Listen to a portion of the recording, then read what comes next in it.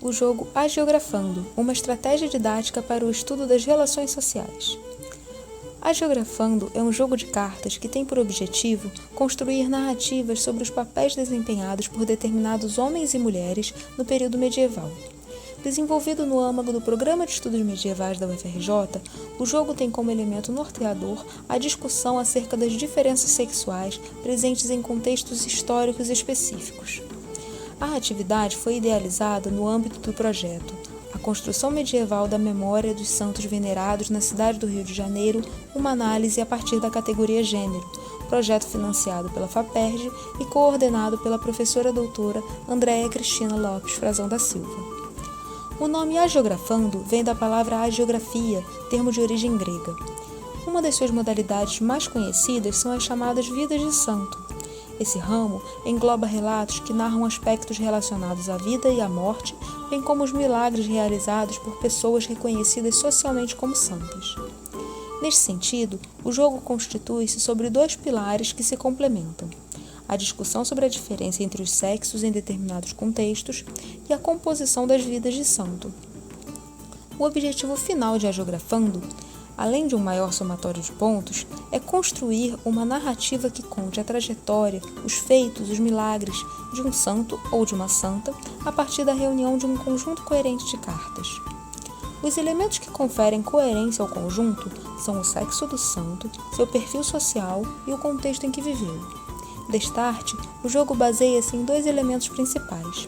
Por um lado, a construção histórica das relações sociais embasadas na percepção das diferenças entre os sexos.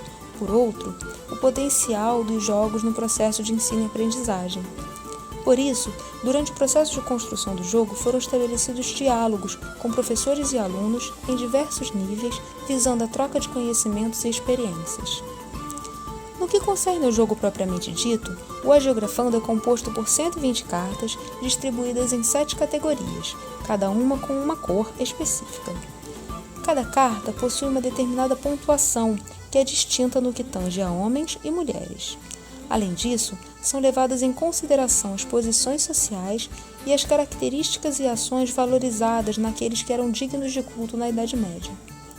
O jogo permite a participação de até 6 pessoas ou 6 grupos.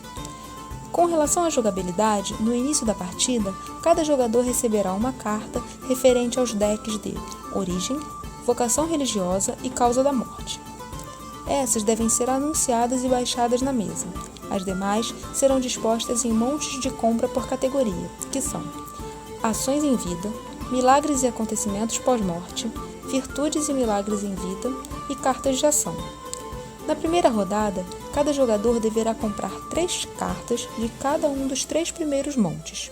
Depois, nas rodadas subsequentes, cada jogador, além de comprar uma carta de qualquer monte, deverá jogar uma carta e descartar outra.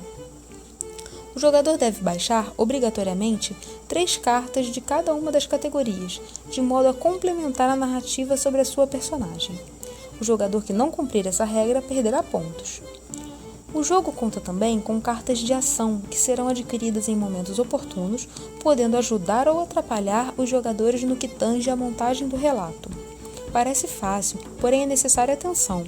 O jogador precisa criar uma trajetória santa que seja a mais plausível possível, senão perderá pontos no final. Assim, é preciso ficar atento aos modelos socio-religiosos construídos pela instituição eclesiástica no medievo.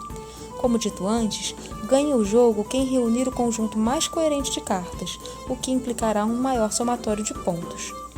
A dinâmica do Agiografando, além de contribuir para a aprendizagem de conteúdos sobre a história medieval, permite que educandos e educandas reconheçam que os modelos sociais construídos sobre as diferenças sexuais são mutáveis.